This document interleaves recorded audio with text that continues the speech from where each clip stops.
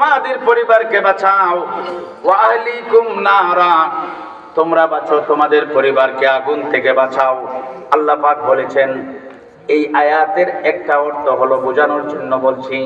আল্লাহ পাক রব্বুল আলামিন আমাদেরকে এই আয়াতে কারিমার মধ্যে নির্দেশ দিচ্ছেন, আমার গোলামেরা তোমরা ঠিক হয়ে যাও। তুমি ঠিক হও, তোমরা প্রত্যেকে ঠিক হয়ে যাও। যখন তোমরা নিজেরা ঠিক হয়ে যাবে, তোমাদের পরিবারকে ঠিক করার দায়িত্ব তোমাদের।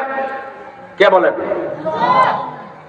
এই আয়াতের অর্থ হুজুররা ওয়াজের মধ্যে বলেন তোমরা বাঁচো, তোমাদের পরিবারকে বাঁচাও আগুন থেকে। আরেকটা অর্থ আজকে শুনে নেন।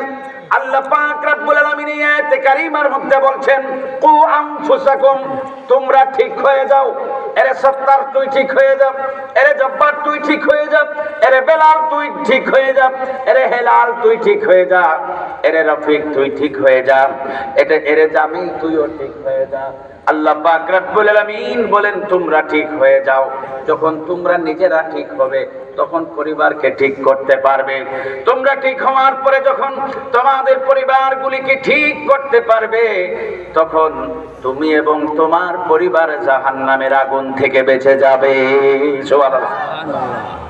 তোমরা বাঁচো, তোমাদের পরিবারকে বাঁচাও আগুন থেকে, মানে হলো তুমি ঠিক হও, তোমার পরিবারকে ঠিক করো।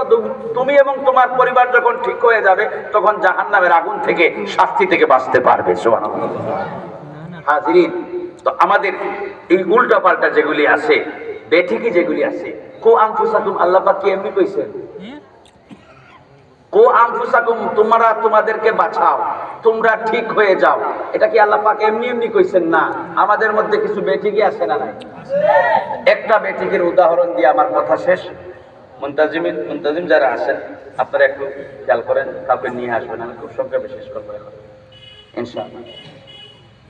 আল্লাহ পাক রব্বুল আলামিন আমাদেরকে বলেছেন, তোমরা মুসলমান না হইয়া মইরো না। মুসলমান না হইয়া, এখন মুসলমান হওয়ার জন্য আমি একটা কথা কইছি, মুখ আর বুক এক করতে হইব।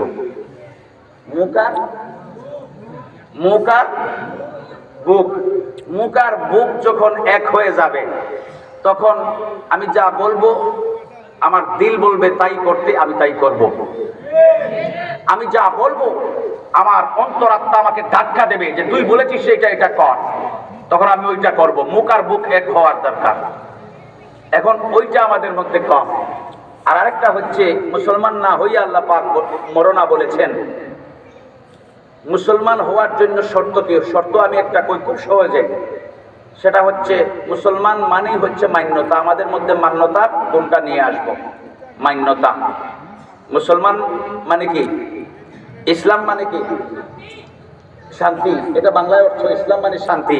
আর আজকে থেকে একটা শব্দ ইসলাম মানে আরেকটা অর্থ সবাই নিয়ে যাবেন তো ইনশাআল্লাহ? করলা মনে করে নিয়ে যান। তাই ইসলাম মানে হচ্ছে মান্যতা।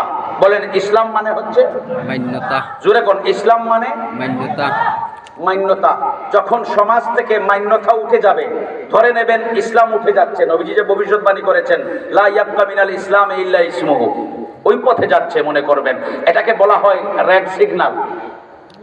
নবীজি রেড সিগন্যাল দিয়েছেন।